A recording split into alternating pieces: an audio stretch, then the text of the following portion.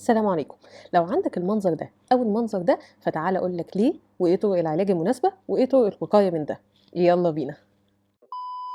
ازيكم؟ النهارده تاني حلقتنا. لو ما كنتوش شفتوا الحلقة الأولى يا ريت تشوفوها، هتستفادوا كتير.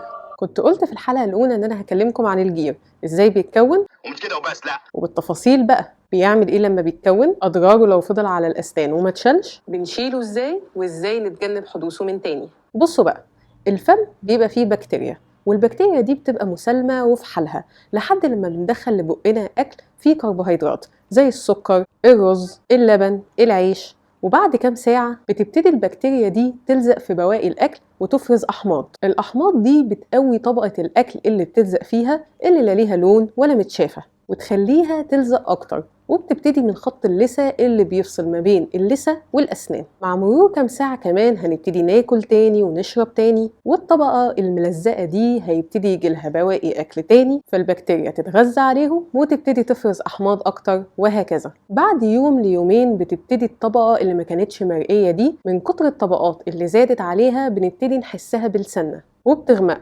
وبتستولي على مساحة أكبر من الأسنان. وطول ما الوضع كما هو عليه والوقت بيعدي تبتدي تتصلب أكتر وتمسك نفسها وتكون طبقة الجير المتحجر اللي كلنا ما بنحبهاش. أيام، أسابيع، شهور على الوضع ده. طبقة الجير انتشرت في كل أنحاء الأسنان، فوق وتحت، من جوه ومن بره، حتى ناحية العض. كل دي طبقات بكتيريا. الفم بقت ريحته كريهة من كتر البكتيريا دي اللي معششة على الأسنان واللثة، وما بقتش لاقية مكان تبني فيه وتقوي المستعمرة بتاعتها. قامت نزلت بخط اللثة من كتر ثقل الطبقات دي، وكونت طبقات تحت اللثة بقى لونها أغمق، ومع مرور الوقت بتنزل أكتر وأكتر وتفك ترابط اللثة بالأسنان وتنزل للجذور. ومادام وصلت للجذور والروابط ما بين اللثة والأسنان اتشالت، كده الخطر بدأ.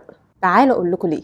في نوعين من أمراض اللثة بيحصلوا كتوابع للي حكيته لكم ده. أول لما طبقة الجير تتصلب وتبتدي تنزل لتحت اللثة بتبتدي اللثة تلتهب وتورم نتيجة لتجمع البكتيريا الرهيب ده، وعشان كده اللثة بتنزل دم لوحدها أو واحنا بنغسلها نتيجة للالتهاب ده. وده بيبقى النوع الأول من أمراض اللثة اللي بيبقى مقتصر على اللثة بس. وفي النوع التاني لما بتبتدي طبقة الجير تنزل لتحت اللثة وتفك الترابط اللي ما بين الجذور والعظم، فيبتدي الجير ده يضغط على العظم والبكتيريا تاكل فيه وتدمره. وكل ما العظم يتدمر الأسنان بتبتدي تتلخلخ وتحصل حاجة اسمها جيوب ما بين الأسنان واللثة أو جيوب ما بين الجذور والعظم، واللي كل لما بتزيد شدة مرض اللثة وبيصعب علاجه وبيؤدي لفقدان الأسنان. والعظم اللي بيروح وبيتاكل بيبقى صعب علاجه غير بطرق متقدمة، وبيحصل المنظر ده للناس اللي بتهمل صحة أسنانها وصولا لحدوث أمراض اللثة. وفي حلقة من حلقاتنا الجاية إن شاء الله هكلمكم عن إزاي أمراض اللثة ممكن تأثر على أعضاء تانية في جسمنا زي القلب ومستوى السكر في الدم والمفاصل وصولا للدماغ. يا ساتر يا رب.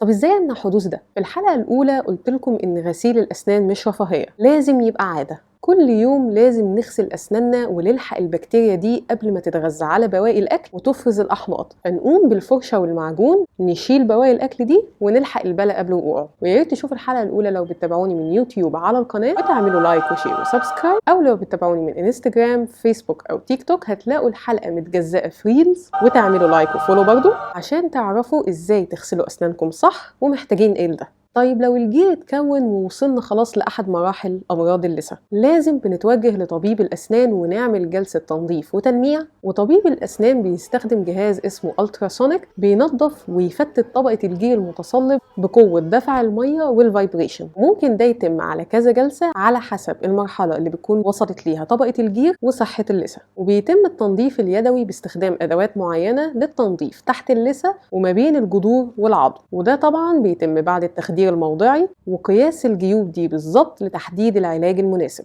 وبنعمل تلميع لإزالة الرواسب أو أي اصفرار من طبقات الجير أو الجير الأسود باستخدام فرشة معينة متركبة على موتور بسيط واستخدام معجون تلميع معين. ولو العظم اتاكل جامد بيتم معالجته بزراعة عظم، وهقول لكم في أحد الحلقات الجاية إن شاء الله إزاي ده بيتم. ولو في أسنان مفيش منها أمل خالص وبتتلخلخ جامد فبيتم خلعها وتعويضها بطرق متنوعة على حسب جودة العظم الموجود. وردا على أسئلة حيرت ناس كتير واتسألتني أنا شخصيا، ليه لما بعمل تنظيف بحس إن أسناني وجعاني أو ما بستحملش الساقع، أو ليه كانت أسناني ما بتتلخلخش وابتدت تتلخلخ بس اللخلخة دي بتبقى بسيطة، أو ليه لما بغسلها بعد كده بتجيب دم. لأن ببساطة زي ما قلت لكم إننا بنستخدم جهاز ألتراسونيك بيعمل بقوة دفع المية والفايبريشن، وبتفضل متعرض لقوة المية دي اللي بتفتت طبقات الجير لمدة لا تزيد عن تلت ساعة لنص ساعة على حسب الجلسة خدت وقت قد إيه من الطبيب ومرحلة مرض اللثة. وكمان بنكون شلنا طبقة الجير اللي بقالها مدة كاتمة على الأسنان واللثة، فبنبتدي نحس بحساسية بتتحسن بعد مدة بسيطة. وكمان اللثة بتنزف بعدها لأنها بتكون ما صدقت اتخلصت من طبقة البكتيريا دي، فبتبتدي تتنفس وتخرج كل الدم الفاسد اللي مليان بكتيريا وأحماض. والأسنان بتتلخلخ بسيط بعد إزالة طبقة الجير لأنها بتكون حايشة ما بين اللثة والأسنان أو الجذور والعظم،